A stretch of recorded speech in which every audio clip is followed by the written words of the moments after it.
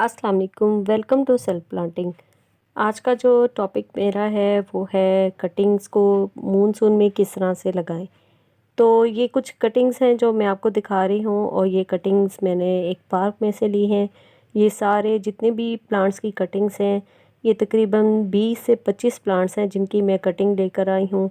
और इसकी जो कटिंग का साइज़ है वो तकरीबन 10 इंच के बराबर है और कुछ का इससे भी ज़्यादा है। तो ये सारी कटिंग्स जो हैं मैं इनको मूनसून के मौसम में यानी बरसात के मौसम में अगर आप ये सारी कटिंग ग्रो कर देते हैं तो इनका मुमकिन है बहुत ज़्यादा जल्दी स्प्राउट होना।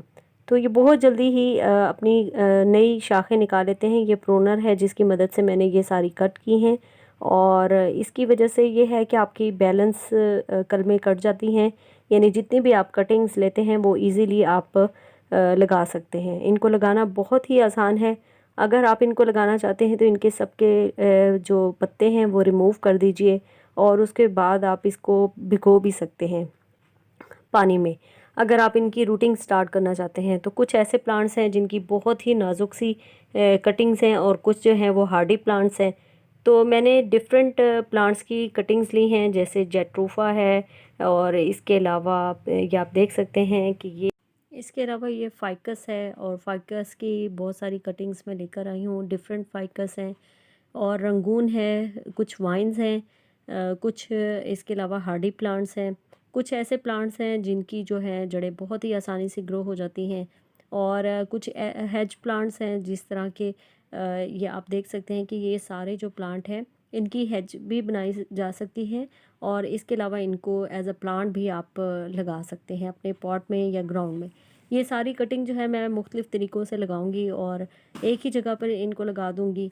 तो आप भी अगर कटिंग्स लेते हैं, ये जैसे गुलाब है, गुलाब की भी मैंने कटिंग ली है। हालांकि इसका मौसम अब ख़त्म हो चुका है, लेकिन मैं इन सब की जो है कटिंग ग्रो कर दूंगी क्योंकि ये एक बेहतरीन एक्सपेरिमेंट करने का तरीका है कि अगर आपने किसी प्लांट की कटिंग को रूट्स स्टार्ट करवानी है तो ये बेस्ट मौसम है। यानी मूनसून बरसात का मौसम ऐसा है कि अगर आप छोटी से छोटी और ऐसे तमाम वो प्लांट जो आप बीज से या सीड से ग्रो नहीं करना चाहते तो आप कटिंग से ग्रो कर सकते हैं। तो मैं इन सब की कटिंग्स जो है आहिस्ता आहिस्ता इनके सारे पत्ते जो हैं वो रिमूव कर दूंगी।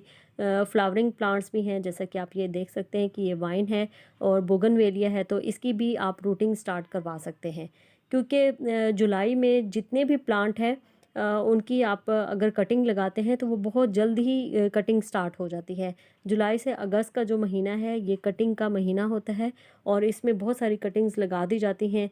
और कटिंग लगाने के बाद जो है आप ये देखिएगा कि जहाँ पे इनकी आइज़ हैं, यानी जितनी भी आपने कटिंग ली है एटलीस्ट वो 9 से 10 इंच के बराबर ज़रूर हो, ताकि आपको उनकी जो नॉड्स यानी जो आंखें हैं वो दिखाई दें। तो आप वहाँ से जो है इनकी जो है स्टेम वगैरह जो भी ले रहे हैं उसकी स्टार्ट करवा सकें रूट।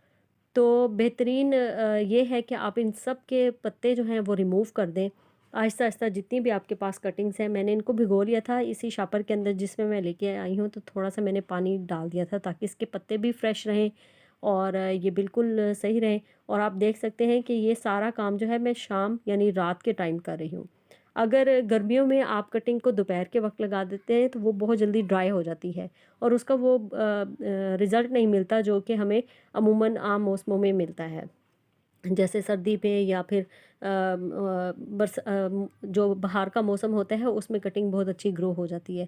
लेकिन चूँकि अभी गर्मी बहुत है और ये हमने रूट इसकी स्टार्ट करवानी है, इसके पत्ते जो हैं छोटे छोटे निकलना शुरू हो जाएंगे इन सब कटिंग से। तो ये सामने ही मैंने कुछ पाउडर रखा है जो कि दारचीनी का सिनेमन पाउडर है, जो मैं रूटिंग हार्मोन के तौर पर इस्तेमाल कर रही हूँ। दो ऐसी चीज़ें हैं जिनका मैं इस्तेमाल बहुत करती हूँ कटिंग को ग्रो कराने के लिए, यानी उनकी रूटिंग स्टार्ट करवाने के लिए। तो उसके लिए एक तो मैं दालचीनी का पाउडर लगा देती हूँ इसकी एंड्स पर और टिप्स पर इसकी। तो इसके बाद एलोवेरा का इस्तेमाल बहुत ज़्यादा करती हूँ क्योंकि एलोवेरा और जो दालचीनी का पाउडर है ये दोनों हार्मोन है और इनसे जो है फंगस नहीं लगता आपके प्लांट को और जो रूटिंग है वो बहुत जल्दी स्टार्ट हो जाती है और जो उसके लीव्स और जो स्टेम है वो भी बहुत हेल्दी रहता है। इस तरह से अगर मैं ये एलोवेरा लेती हूँ, उसका एक लीफ, तो उसके अंदर ये काफ़ी बड़ा जो है वो टुकड़ा होता है, उसके अंदर ही मैं ये कटिंग्स जो है इनको डाल देती हूँ, यानी पिरो देती हूँ। छोटा सा सुराख करने के बाद जब मैं इसको इस तरह से करने के बाद ज़मीन में लगाती हूँ, तो इस तरह से इसकी रूटिंग बहुत जल्दी स्टार्ट हो जाती है और आपका प्लांट जो है बिल्कुल ख़राब नहीं होता। यानी इसको बार बार पानी देने की ज़रूरत नहीं होती। इसके बाद आप इसको ज़मीन में ग्रो करें और ऊपर से चाहे तो शापर दे दें, और अगर आप शापर नहीं लगाना चाहते, यानी किसी तरह से भी कवर नहीं करना चाहते, तो बस आपने इसको शेड में लगा देना है। तो कुछ ही दिनों के बाद आप देखेंगे कि आपके जो प्लांट हैं, नए प्लांट, वो काफ़ी सारे तैयार हो गए हैं। और मैं इसी तरह से एक्सपेरिमेंट करती हूँ और हर साल लगा लेती हूँ। तो मेरे ये कटिंग्स जो हैं बहुत अच्छी तरीके से चल जाती हैं। ये सारी जो हैं मुख्तलिफ़ कटिंग्स हैं।